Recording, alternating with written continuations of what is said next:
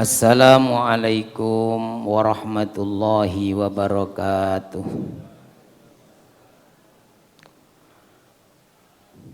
Bismillahirrahmanirrahim. Alhamdulillahi rabbil alamin. Wassalatu wassalamu ala sayyidina wa maulana Muhammadin wa ala alihi wa sahbihi ajma'in, amma ba'du. Para hadirin, para jamaah rahimakumullah, kita mulai ngaji kita dan baca Quran suratul Fatihah. Mudah-mudahan apa yang menjadi hajat-hajat kita, doa-doa kita yang baik diijabah oleh Allah Subhanahu wa taala. Ila hadratin Nabi Muhammadin sallallahu alaihi wasallam wa alihi wa ashabihi ajmain, wa ila walidaina wa asatidana al-muslimina wal mu'minina minhum wa lihusuli maqasidina allati tarda anna biha. Al-Fatihah. A'udzu billahi minasy syaithanir rajim. Bismillahirrahmanirrahim. Alhamdulillahi rabbil alamin, arrahmanir rahim, maliki yaumiddin. Iyyaka na'budu wa iyyaka nasta'in. Ihdinas siratal mustaqim. Siratal ladzina an'amta 'alaihim ghairil maghdubi 'alaihim waladdallin. Amin. Bismillahirrahmanirrahim. Ini kita makalah yang kedua tentang atau bab 8 perkara. Kalau wingi kan dawuh Kanjeng Nabi. Nah, jadi makolanya atau perkataannya sahabat Nabi, yaitu sahabat Abu Bakar As-Siddiq radhiyallahu an. Qala Abu Bakrin As-Siddiq radhiyallahu an, tsamaniyatu asya'a hunna zinatun li tsamaniyatin asya'a. Samaniyatu asya'a, ada 8 hal.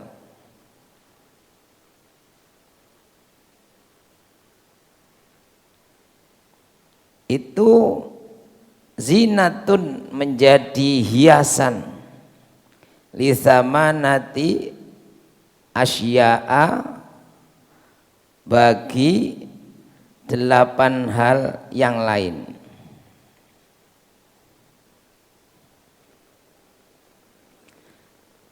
Delapan hal ini menjadi hiasan bagi 8 hal yang lain, kata Sayyidina Abu Bakar. Yang pertama yaitu al-afafu zinatul faqri. Iffah itu orang yang tidak meminta-minta, itu berarti namanya bersifat iffah, menjaga diri.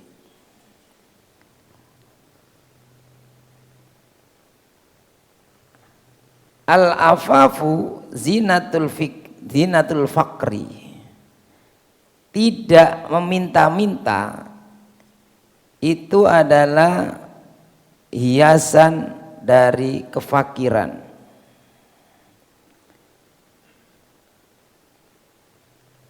Tidak meminta-minta itu hiasan dari kefakiran. Bagaimana maksudnya?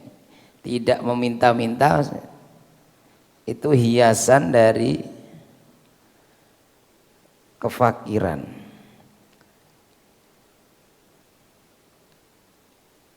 Nah, sahabat ini kalau menyampaikan pesan, ya pasti itu ada sumbernya dari Rasulullah Sallallahu Alaihi Wasallam.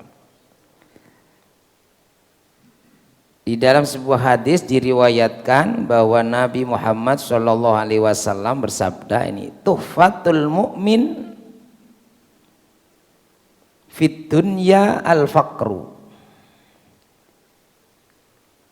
Bingkisannya seorang mukmin fit dunya, di dunia, yaitu al-faqru, kefakiran.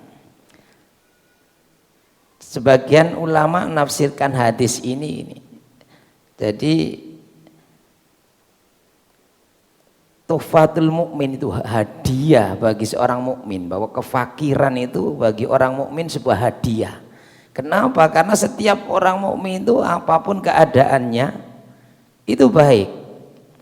Sehingga sekalipun dikasih oleh Allah itu fakir misalnya, miskin hidupnya, itu sebuah hadiah juga, pemberian dari Allah. Dan semua itu ada nilai baiknya. Nah, ini tuhfatul mu'min fid dunya al-faqru, bingkisan bagi seorang mukmin di dunia.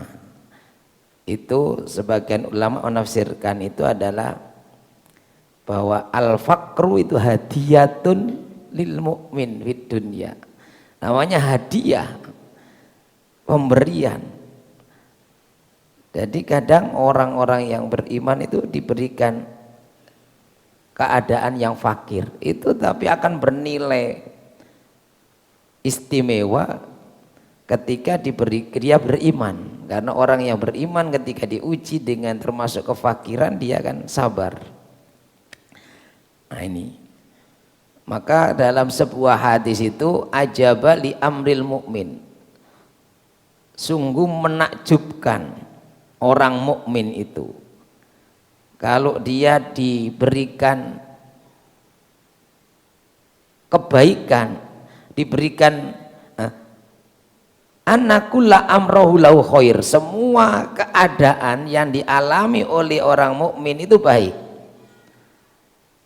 Kalau dia diberikan sesuatu yang menyusahkan, diberi musibah, diberi ujian yang memberatkan, sobaro, dia sabar. Fakana lahu khair, dan sabar itu baik bagi orang mukmin itu. Dan jika mendapatkan kenikmatan, banyak hal yang menyenangkan, syakaro, dia bersyukur, dan itu juga baik. Ya, jadi karakter orang mukmin itu senang, susah, itu ada kebaikannya. Termasuk ini, bahwa bagi seorang mukmin fakir itu ada hadiah, maka harus diterima dengan senang, tidak boleh mengeluh. Itu seorang mukmin tidak akan mengeluh. Nah ini Rawahud Dailami, ini hadis Nabi diriwayatkan oleh Imam Ad-Dailami. Wa syukru zinatun ni'mati, dan syukur itu, rasa bersyukur itu adalah hiasan dari kenikmatan. Sababun liibqa'in ni'ami, syukur itu menjadi sebab kekalnya nikmat. Maka seorang mukmin harus bersyukur kalau ingin kenikmatannya itu kekal. Jadi sababu liibqa'in ni'ami, menjadi kekalnya nikmat itu adalah bersyukur. Maka dalam Quran sudah jelas, la in syakartum, ini la azidannakum, kalau bersyukur pasti aku tambah. Wala in kafartum, tapi jika kamu ingkar, dikasih tidak bersyukur, masih mengeluh, inna adzabi lasyadid, sungguh adabku sangat pedih, kata Allah, sangat berat. Jadi syukur itu bahkan wasilatun ila husulin ni'ami, itu jadi wasilah juga untuk mendapatkan nikmat. Syukur itu menjadi sebab kekalnya nikmat, tapi juga menjadi wasilah untuk mendapatkan kenikmatan yang lain. Nah, wasabru zinatul balai, sabar itu adalah hiasannya bala, musibah. Maka kalau orang diberikan musibah kemudian dia sabar, itu terasa indah. Jadi musibahnya tidak berat, kenapa sabar? Tapi kalau sudah diberi musibah tidak sabar, wah ini tambah siksaan. Jadi sabar itu hiasannya bala, musibah.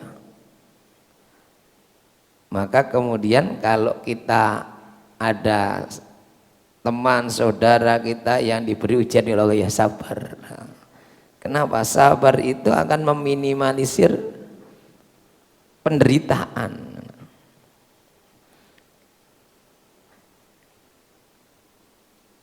Diriwayatkan dalam sebuah hadis, ya, jadi kalau para sahabat menyampaikan itu, ya ini kan makolanya Sayyidina Abu Bakar, itu pasti berdasarkan betul ini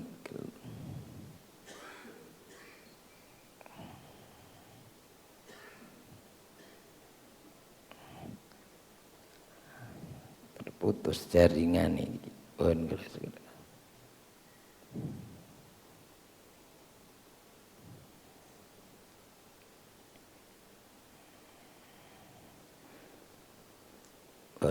Terusaken. Rasulullah bersabda gitu, as-sabru sitrun minal kurubi.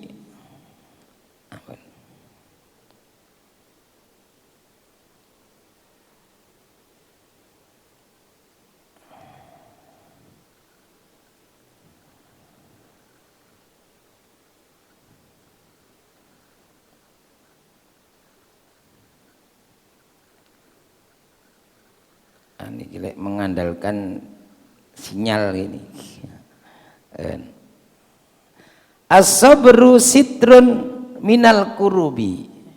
Sabar itu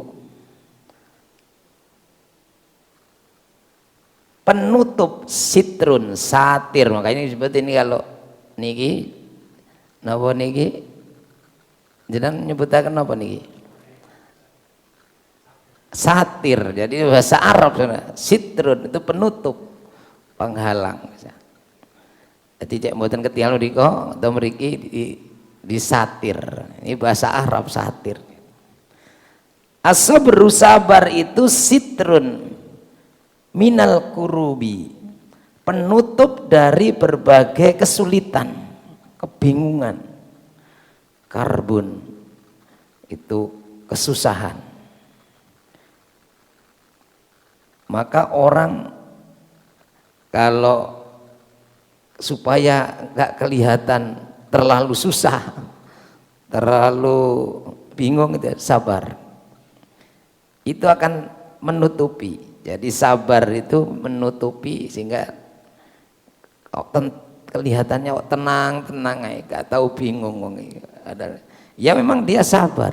Jadi sabar itu sitrun minal kurubi.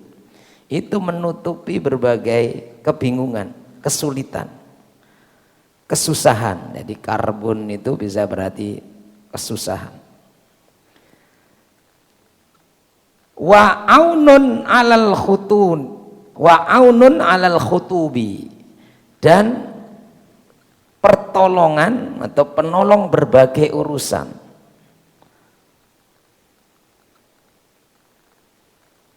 Banyak hal yang ya memang nggak bisa diselesaikan kecuali dengan sabar. Nah, nanti sabar itu kemudian ada solusi, ada jalan keluar. Jadi wa aunun alal khutubi, penolong atau pertolongan dari berbagai urusan. Nah ini, karena itu tadi sabar ini termasuk bagian sifat karakter seorang mukmin. Karena kesusahannya tidak tampak, nggak kelihatan kesedihannya. Kenapa? Tertutup dengan sifat sabarnya. Kemudian semua kesulitan ada solusi terbaik, karena dia menghadapi tidak dengan gegabah, tapi dengan sabar. Nah ini, kalau emosional kan enggak, ini bahasa ini gak sabaran, gerusa-gerusu tambah parah, tambah menderita. Jadi ini as-sabru sitrun minal kurubi wa aunun alal khutubi.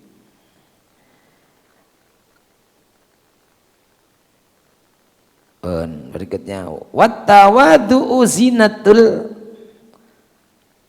wattawadu'u. Kita kembali ke makolanya Sayyidina Abu Bakar. Was-sabru zinatul bala wal hilmu zinatul ilmi. Yani, wal hilmu dan sifat penyantun. Oh niki berarti teke wonten sing kelewatan niki. Nggih. Kitabe pun bener. Nah niki sing nyalin ta mriki kelewat. Kula bawasaken tek asli ini. Wattawadu'u zinatul hasabi atau hasbi gitu. Dan tawadu itu lawannya takabur. Tawadu itu lawannya takabur. Itu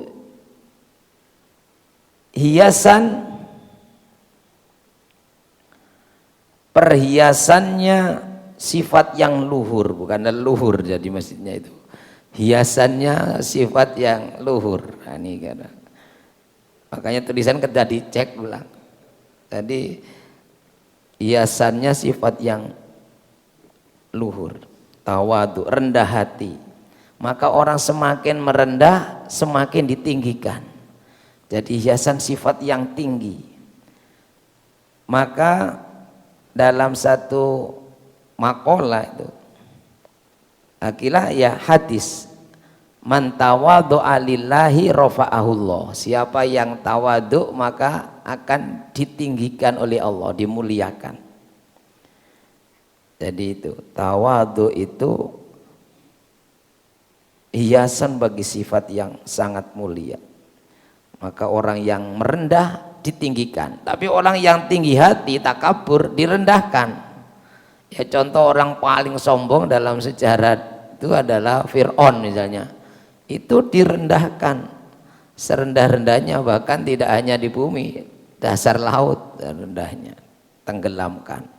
Korun dengan kekayaannya tinggi hati sombong, ditenggelamkan. Tapi sebaliknya para Rasul, orang-orang yang soleh, yang tawadu, merendah di hadapan Allah, ditinggikan derajatnya. Jadi man tawadhu'a lillahi rafa'ahu. Siapa yang tawadu, merendahkan diri di hadapan Allah, dia ditinggikan derajatnya. Wal hilmu zinatul ilmi. Wal hilmu sifat pemurah, penyantun atau loman, itu zinatul ilmi, hiasan ilmu.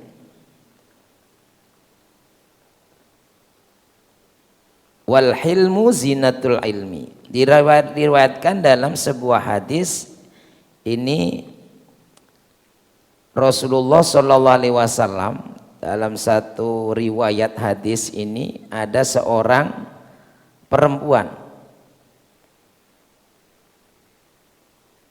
ada seorang wanita, ini kira tawanan perang.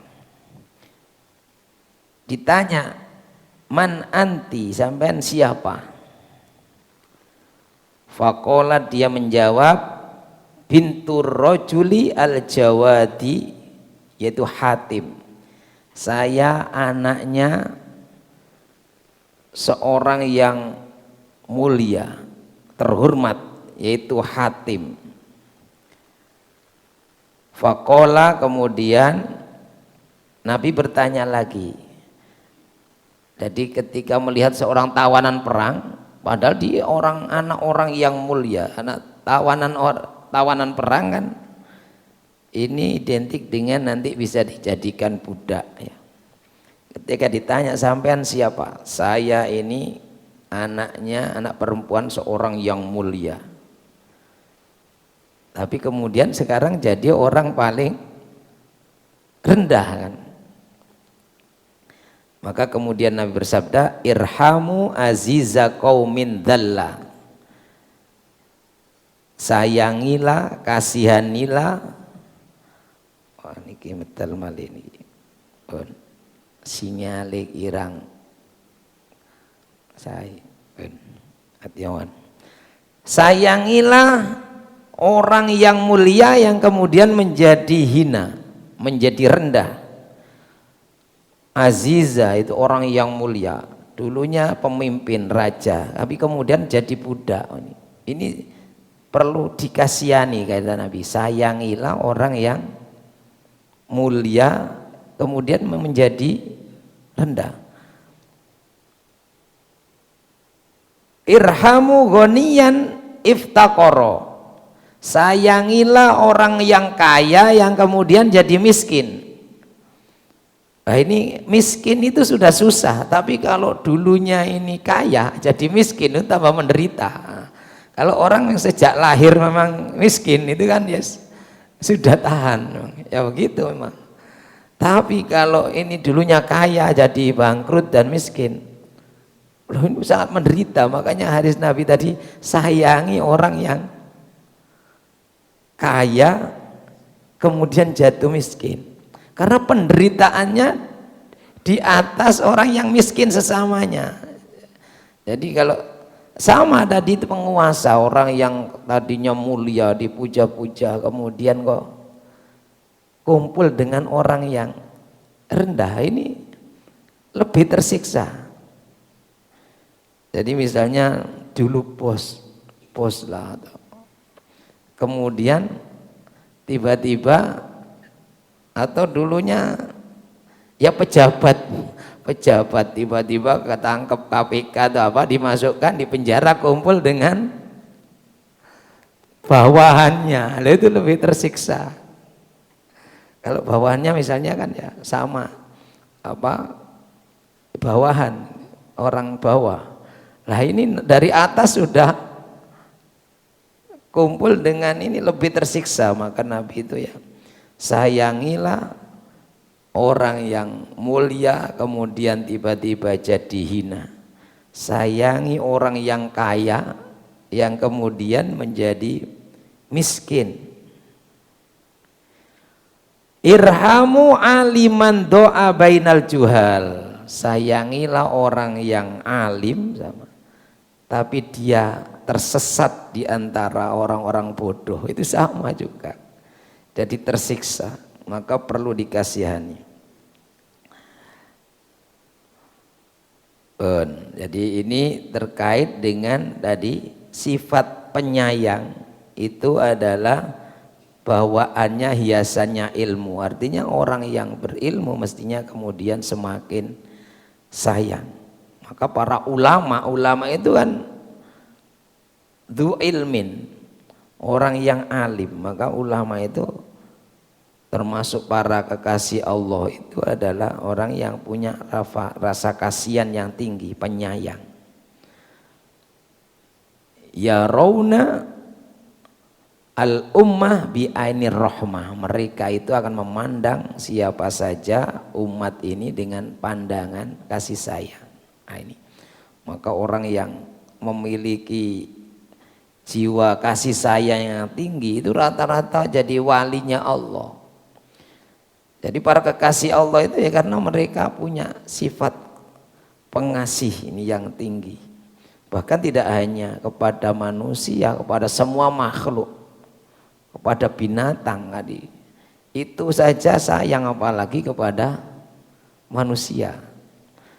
Makanya banyak kisah-kisah wali itu ya sebab menyayangi makhluk Gusti Allah, termasuk binatang.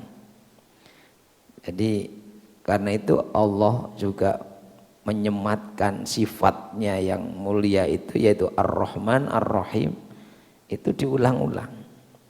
Maka orang-orang yang punya sifat hilmu, itu penyayang, itu dia juga akan disayangi oleh Allah. Irhamu man fil ardi yarhamkum man fis sama. Sayangi makhluk Allah di bumi, maka yang di langit, para malaikat dan juga Allah akan menyayangi.